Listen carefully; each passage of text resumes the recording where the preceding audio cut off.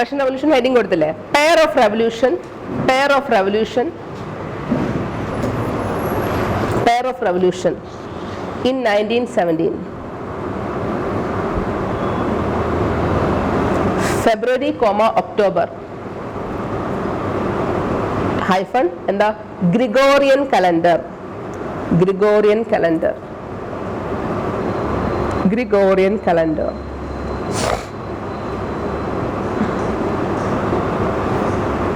ബ്രാക്കറ്റിൽ എഴുതുക March, November,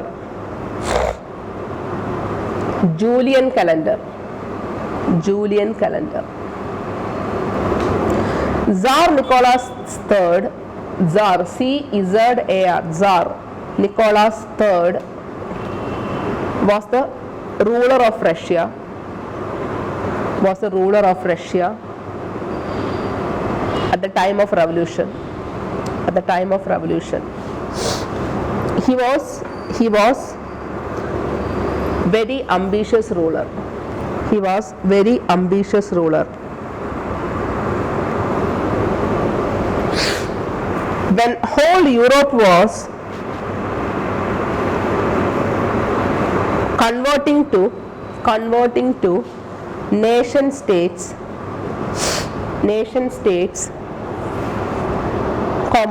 Russia still under Tsar, Russia still under Tsar, C-Z-A-R. Tsar എന്ന് വെച്ചാൽ എന്താ?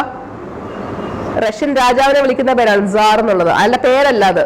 സാർ എന്ന് വെച്ചാൽ ആ പദവിയാണ്. സാർ എന്ന് വെച്ചാൽ രാജാവ്. നിക്കോളാസ് ആണ് അദ്ദേഹത്തിന്റെ പേര്. സാർ കിങ് നിക്കോളാസ് തേർഡ് എന്ന് പറയുന്ന പോലെയാണ് സാർ നിക്കോളാസ് തേർഡ്. ഓക്കെ, അതായി. സാർ ഫസ്റ്റ് എഴുതിയ സാർ അണ്ടർലൈൻ ചെയ്യുക, Nicholas tsar Nicholas third underline ചെയ്യുക. Okay. People was not satisfied, people was not satisfied.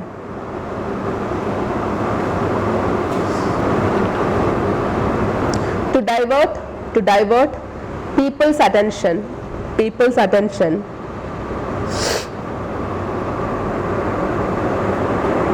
the Tsar announced Russo-Japan War, Russo-Japan War.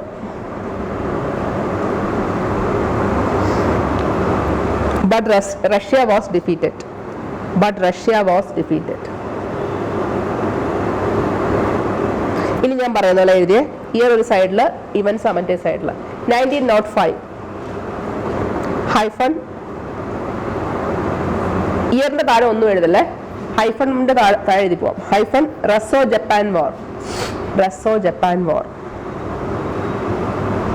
ഇതൊരു clear ആണല്ലോ. 1905 മുതൽ 1911 വരെ. അടുത്തത് 1905 to 1911 political reforms period, political reforms period. എന്തായിരുന്നു ആ political reforms? Parliament ഉണ്ടായി അല്ലേ? പൊളിറ്റിക്കൽ റിഫോംസ് പീരീഡ് എന്ന് എഴുതിയിട്ട് തൊട്ട് താഴെ parliament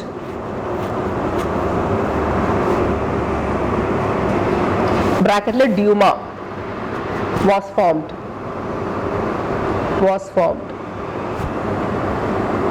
with a prime minister, with a prime minister, with a prime minister. പേരാണ് പീറ്റർ സ്റ്റോൾപിൻ. പീറ്റർ എഴുതി STOLYPIN, സ്റ്റോളിപ്പിൻ, സ്റ്റോളിപ്പിൻ അല്ലെ എഴുതുമ്പോൾ സ്റ്റോളിപ്പിൻ, സ്റ്റോൾപിൻ, Peter സ്റ്റോൾപിൻ. 1911 fall of parliamentary institution, fall of parliamentary institution. As Stolypin got assassinated, Stolypin got assassinated.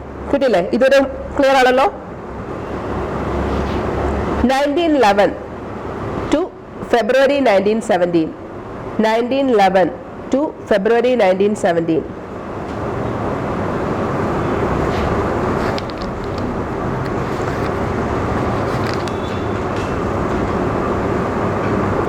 Russian masses believed that Tsar is responsible for Stolypin's murder.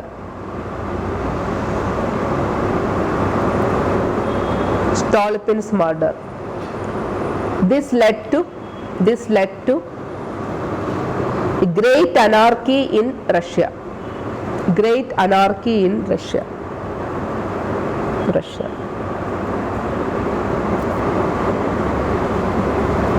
Okay, 1914. Tsar involved Russia in First World War.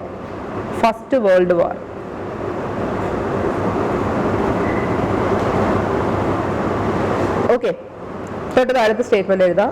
അതേ വർഷം തന്നെ 20 lakhs people, both civilians and soldiers,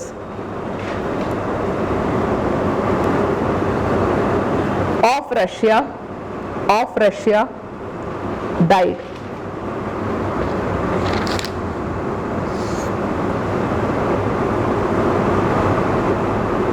This led to severe protest against Tsar.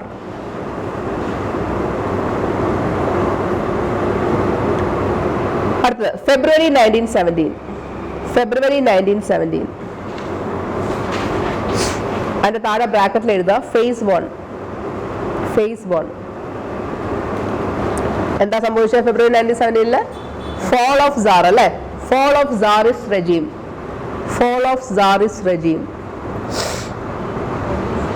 Tsarist regime, അദ്ദേഹത്തിന്റെ ഭരണം വീണു. Tsarന്റെ ഭരണം വീണു. regime. തൊട്ട് താഴെ establishment of democratic government. fall of Tsarist regime, establishment of democratic government by Mensheviks.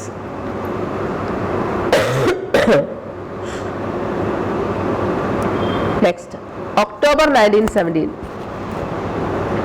ബ്രാക്കറ്റിലെ phase 2.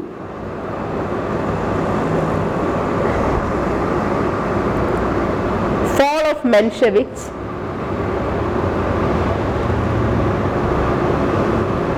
and establishment of Bolsheviks.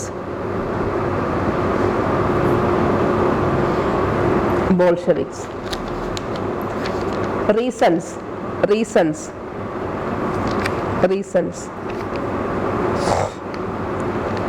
Mensheviks didn't call elections after assuming power. Also, they didn't withdraw Russia from World War. Okay, കിട്ടിയോ? Next, October 1917 to 1921. എന്താണോ? എന്താ? Civil War, Russian Civil War.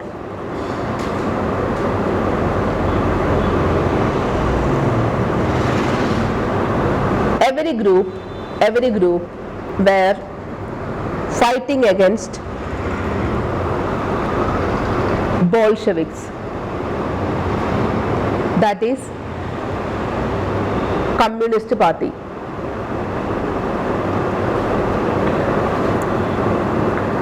തൊട്ട് താഴെ എഴുതുക Bolsheviks versus Mensheviks. മെൻഷെവിക്സിന് താഴെ ഞാൻ പറയുന്ന ഗ്രൂപ്പുകളുടെ പേരൊക്കെ എഴുതുക. എന്തൊക്കെയാ? Tsar, പിന്നെ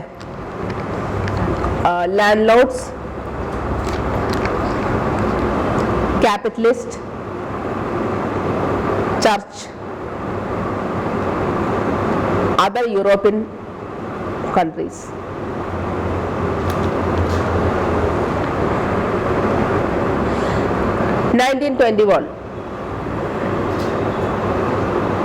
എന്ത് സംഭവിച്ചു? Bolsheviks won the civil war. Bolsheviks won civil war. 1991 വരെ ലെനിൻ ഉണ്ടായിരുന്നെങ്കിൽ ഇന്നും Russia communist രാജ്യമാകുമായിരുന്നു.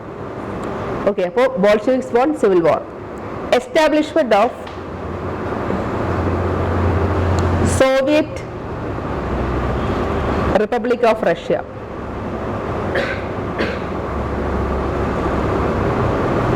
That is USSR.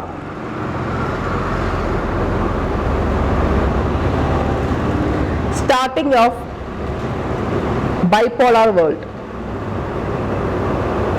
എല്ലാം ഈ ഒരു വർഷം നടക്കുന്നതാണ്. Starting of bipolar world. Starting of cold war. ശരിക്കും കോൾഡ് വാർ മൂർധന്യാവസ്ഥയിലാവുന്ന സെക്കൻഡ് വേൾഡ് വാറിന് ശേഷമാണ്, ഫസ്റ്റ് വേൾഡ് വാറിന് ശേഷം അല്ല. പക്ഷേ സ്റ്റാർട്ടിങ് ഇവിടെയാണ്, ശീതസമരം, cold war. That is communism versus capitalism. Communism versus capitalism. കമ്മ്യൂണിസത്തിന്റെ താഴെ USSR, ക്യാപിറ്റലിസത്തിന്റെ താഴെ USA. ഇനി 1921 to 1991.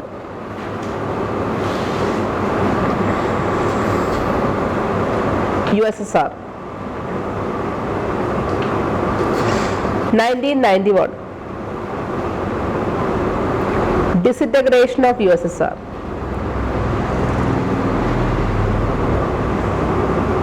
End of Cold War.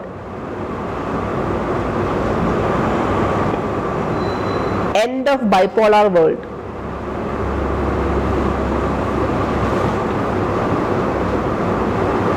Establishment of unipolar world.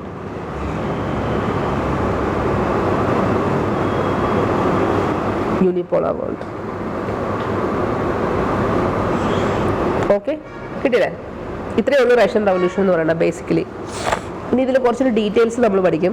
അതായത് ആ മെൻഷെവിക്സിൻ്റെ ലീഡർ ആരായിരുന്നു, ബോൾഷെവിക്സിൻ്റെ ലീഡർ ആരായിരുന്നു ഉള്ളത് ഒന്ന് രണ്ട്, ഒരു കെറൻസ്കിയും ട്രോട്സ്കിയും ലെനിനും. ഇത്രയേ ഉള്ളൂ. ഈ മൂന്ന് പേരുടെ പേര് പഠിക്കുന്നതോടുകൂടി നിങ്ങളത് കംപ്ലീറ്റ് ആവും. Next heading, reasons of Russian revolution. Reasons. ഇത് ഞാൻ മൊത്തം റവല്യൂഷനായി ഇപ്പോൾ പറഞ്ഞ അടുത്ത റീസൺസ്. ഒന്ന്, സോഷ്യൽ കോസസ്.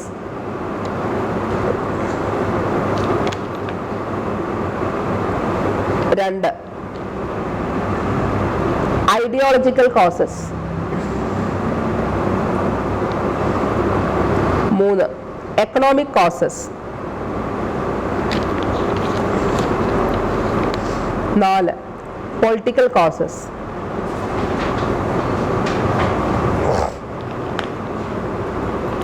നമ്മൾ ഫ്രഞ്ച് റവല്യൂഷൻ പഠിച്ചപ്പോൾ സോഷ്യൽ കോസസ് എന്താ പഠിച്ചത്? 3 എസ്റ്റേറ്റ്. സെയിം തന്നെ ഇവിടെ 3 ആയിട്ട് ഡിവൈഡ് ചെയ്തിട്ടുണ്ട് സൊസൈറ്റിയിൽ. അത് ഫസ്റ്റ് ക്ലർജി, അരിസ്റ്റോക്രസി, അത് കഴിഞ്ഞ് കോമൺ മാൻ. അത്രയും മാത്രം ഇവിടെ ഉള്ളൂ. Society divide. First heading, social causes. Russian society was also a privilege based society. ആർക്ക് പൈസ ഉണ്ടോ അവർക്ക് എന്തുണ്ട്? പ്രിവിലേജസ് ഉണ്ട്. Privilege based society as in other European countries. As in other European countries.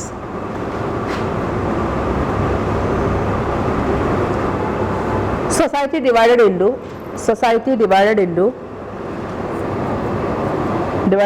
3. ഒന്ന്, ക്ലർജി. രണ്ട്, അരിസ്റ്റോക്രാറ്റ്സ് and nobles.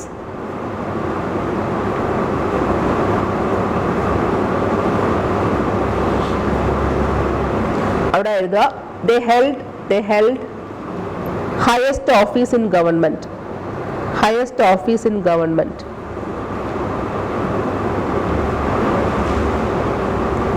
Always disagreed.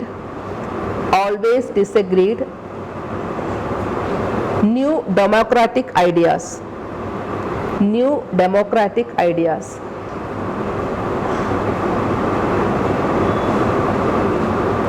Number 3, peasants and workers.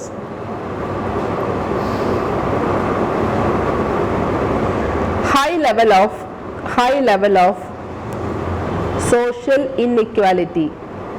High level of social inequality.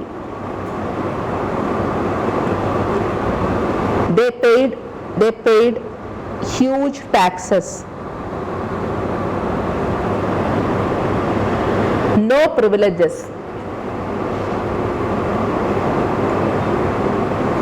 Politically, socially, economically degraded. Politically, socially, economically degraded. Okay. ഫ്രാൻസിൽ എന്താണ് നിങ്ങൾ പഠിച്ച same കാര്യം അത് തന്നെയാണ് ഇവിടെ ഉള്ളത്. അപ്പോൾ എക്സ്പ്ലനേഷൻ്റെ ആവശ്യമില്ല. Next heading ideological causes.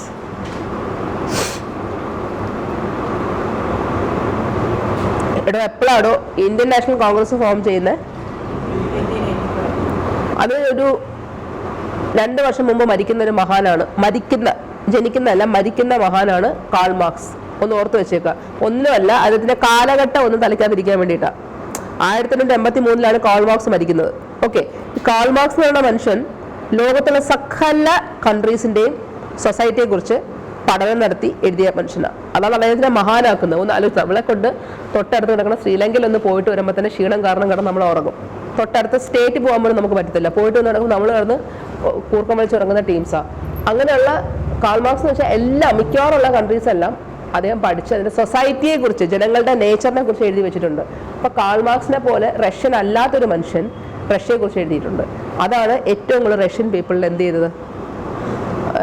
അത് റഷ്യക്കകത്ത് ആൾക്കാർ ഉണ്ട്, പക്ഷെ അവരെയൊക്കെ കാട്ടിലും കൂടുതലും റഷ്യനെ ഇൻഫ്ലുവൻസ് ചെയ്തത് കാൾ മാർക്സിന്റെ റൈറ്റിംഗ്സ് ആണ്. റഷ്യൻ സൊസൈറ്റിയെ കുറിച്ചും ഈ ക്ലാസ് ഡിവൈഡഡ് സൊസൈറ്റി ഇല്ലേ അതിനെക്കുറിച്ചൊക്കെ നല്ല വ്യക്തമാക്കി അദ്ദേഹം എഴുതി വെച്ചിട്ടുണ്ട്. അപ്പൊ അതിന്റെ വായിക്കുന്നതും അതിനെക്കുറിച്ച് ചിന്തിക്കുന്നതും അതിനെക്കുറിച്ച് ആൾക്കാർ പറഞ്ഞു കേൾക്കുന്നതാണ് ഏറ്റവും കൂടുതൽ റഷ്യൻ ജനതനെ എന്ത് ചെയ്തത്, ഇൻഫ്ലുവൻസ് ചെയ്തത്. അപ്പൊ നമുക്ക് ആ ഒരു എക്സാമ്പിൾ വരും. മാക്സിം ഗോർക്കി എന്നൊരു വേറൊരു മനുഷ്യനുണ്ട്. ഈ രണ്ടുപേരും മതി എഴുതിക്കോളൂ.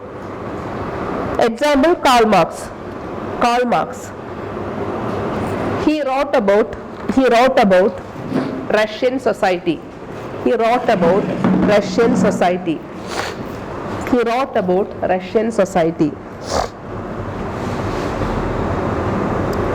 Along with other societies. He wrote about Russian societies along with other society, which influenced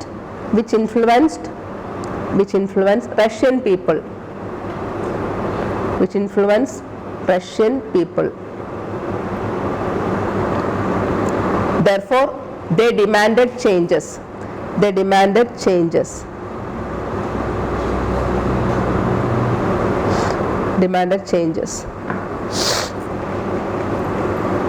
Next is economic cause.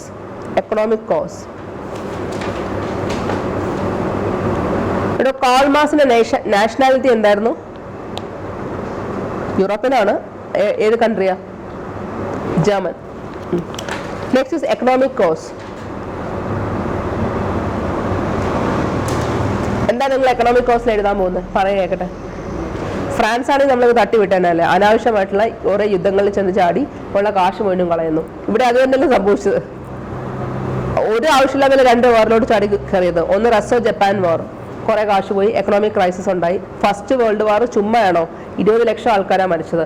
20 ലക്ഷം ആൾക്കാരിൽ പകുതി കൂടുതൽ സിവിലിയൻസ് ആണ്. സ്വന്തം വീട്ടില് സോൾജേഴ്സിന് പെൻഷൻ എങ്കിലും കിട്ടും. ഇവന്മാർ മരിച്ചു കഴിഞ്ഞാൽ വീട്ടിൽ എന്താ കിട്ടുക? ഒന്നും കിട്ടാൻ പോകുന്നില്ല. So definitely economic crisis രൂക്ഷമാവും.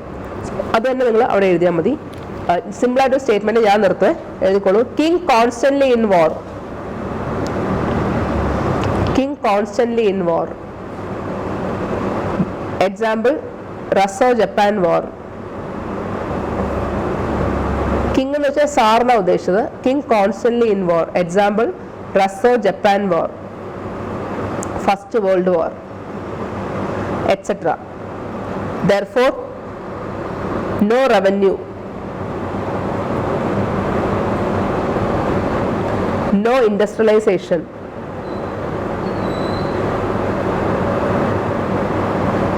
which led to economic crisis.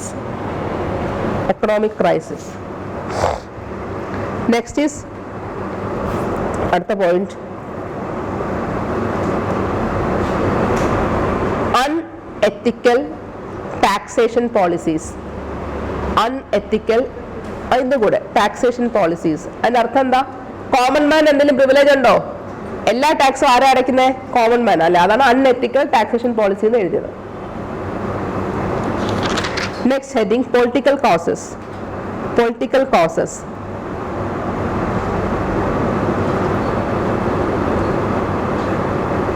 നമ്മൾ ഓൾറെഡി പൊളിറ്റിക്കൽ കോസസിനെ കുറിച്ചുള്ള ഐഡിയ തുടക്കത്തിൽ ഞാൻ നിങ്ങൾക്ക് ഷോർട്ടായിട്ട് തന്നത്. എന്തായാലും എഴുതിക്കോളൂ. ഒരു കാര്യം കൂടി എഴുതിക്കോളൂ. Absolute monarchy. Absolute monarchy in Russia.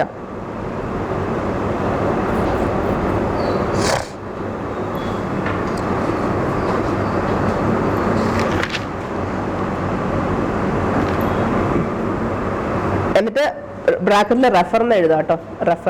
Refer എന്ന് എഴുതിയിട്ട് ഇനി നമ്മൾ ഡീറ്റെയിൽ ആയിട്ട് എഴുതാം. ഫെബ്രുവരി 1917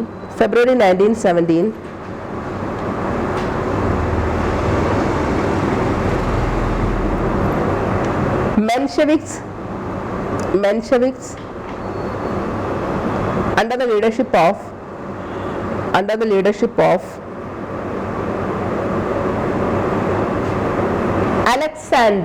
Alexander Kerensky.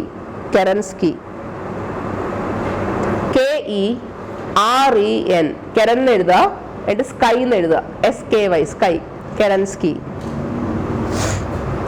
came to power.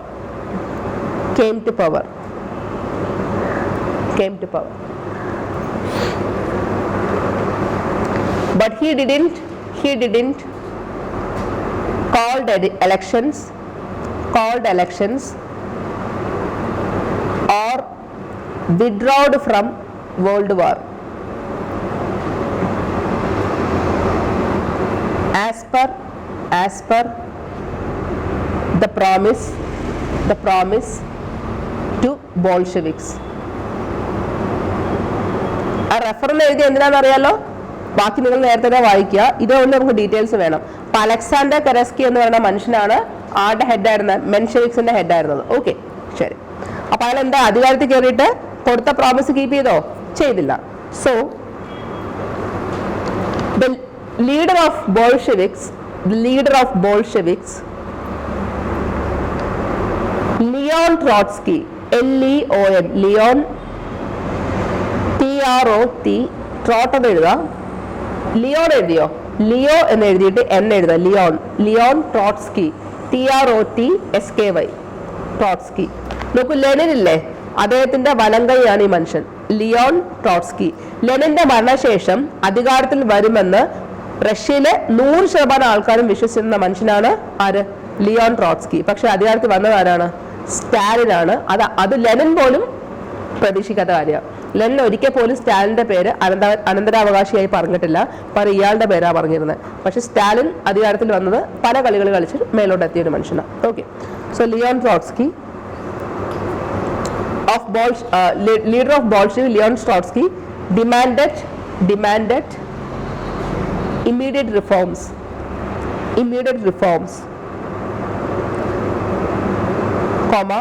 elections and withdrawal from World War.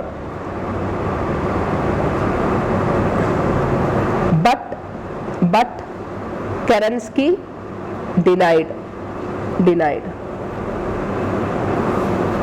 This led to conflicts.